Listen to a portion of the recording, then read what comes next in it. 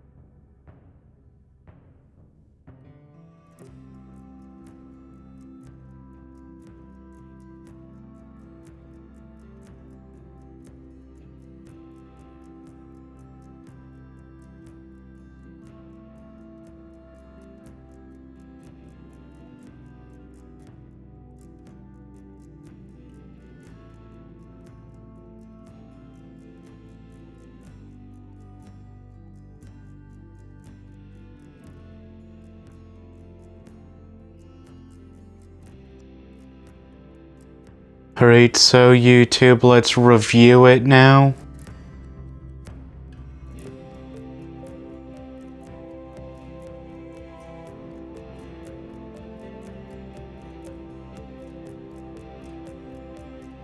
Alright, so overall it has a nice like pizza flavor to it. Now, I feel like the mozzarella cheese is what like holds it all together, but overall, like to me the flavor in this is like in the middle of faint and bold. But other than that, I would give it an 8 out of 10 for the rating on it. But this was one of the more like lucky finds that I found on the internet. So I'll see you guys in the next segment. Alright, so for the mashed potato bowl, I do it in a casserole form, but you want 2 pouches of brown gravy mix, an 8-ounce bag of shredded cheese, any kind will do. You want the 2-cup bag, then a 15-ounce can of corn, a 5-pound bag of potatoes, a 25-ounce bag of popcorn chicken, a stick of butter, and a cup of milk. Now, step 1 is to peel the potatoes, then boil them for about 50 minutes or until softened, then make the popcorn chicken and brown gravy accordingly, then drain the water from the potatoes once they're done. Then, then in the same pot or a mixing bowl, add the potatoes. Then I add in the butter and milk into the potatoes. Then I start like hand mashing it with a hand mixer. Then once they kind of start taking form of mashed potatoes, I turn it on. I turn the hand mixer on.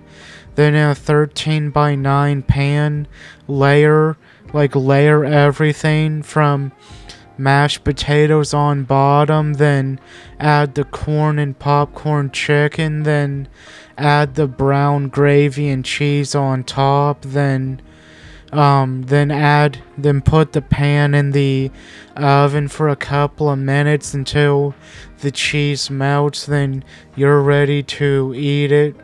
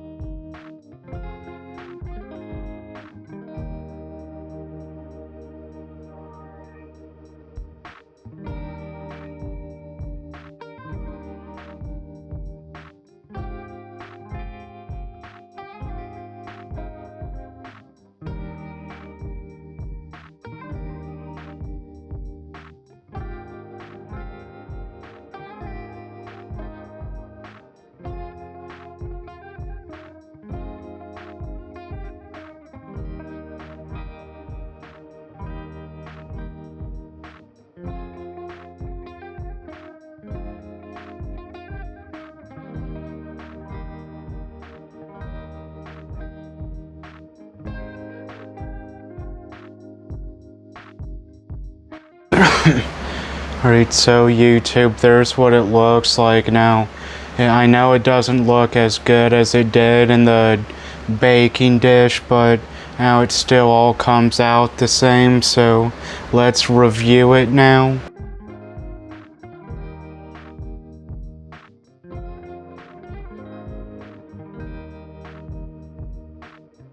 Alright, so overall, I'd say the flavors combine real well, like, with everything. Now, I would say the potatoes are the more dominant flavor out of everything, but I think it's all well balanced, so overall I would give it a 9 out of 10 for the rating. Now, I do like more mashed potatoes with it compared to like anything, but now I liked putting everything in a casserole dish.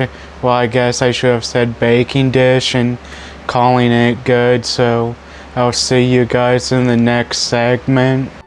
Alright, so for the pizza kit, what you want to do is preheat the oven to 425. Then while the oven's preheating, you want to mix together the dough pouches along with 1 1/3 cup of very warm water in a mixing bowl. Then you mix it well until the dough is completely moist and forms into a loose ball. Then you drizzle a tablespoon of vegetable oil over the dough, coating it completely. Then you let it stand in a warm area for 5 minutes. For a lighter baked crust, let it stand for 20 minutes. Then what you want to do is to spray a 13, I'm doing the thick crust pizza, but you want to spray a 13 by 9 pan with non-stick spray, and then spread the dough evenly into the bottom of the pan. Then pour the pizza sauce on top of it. Then spread it evenly as well. Then put the cheese on top. Then what I'm gonna do is add pepperoni too, and maybe add like shredded cheese to it as well, because I know the cheese that comes with it isn't enough. So I'll see you guys in the next segment. Alright, so now I know the Chef Boyardee pizza isn't like what I traditionally do for these kind of videos, but I felt like there's enough work in it that I could use it as a dinner, which generally pizza is a dinner thing, so, or a lunch thing, so, but there's what it looks like, so let's review it now.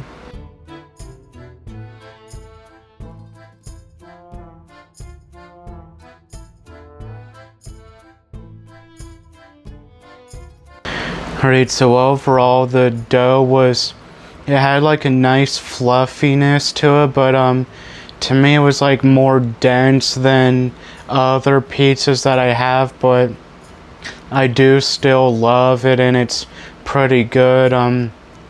It is more moist than the other times I've had Chef Boyardee pizza, but this dough turned out great. But the pizza sauce also has a nice flavor to it as well. It's not too bold or too faint. And I did use shredded Parmesan cheese on it because I only had a little bit of mozzarella cheese, which it wouldn't have like covered the whole pizza. So either way, I was using the Parmesan cheese, but the pepperoni I didn't really notice as much. But overall, I would give this pizza I would give the pizza a 8.5 out of 10 star rating. So I hope you guys enjoyed the video, and I'll see you guys in the next one.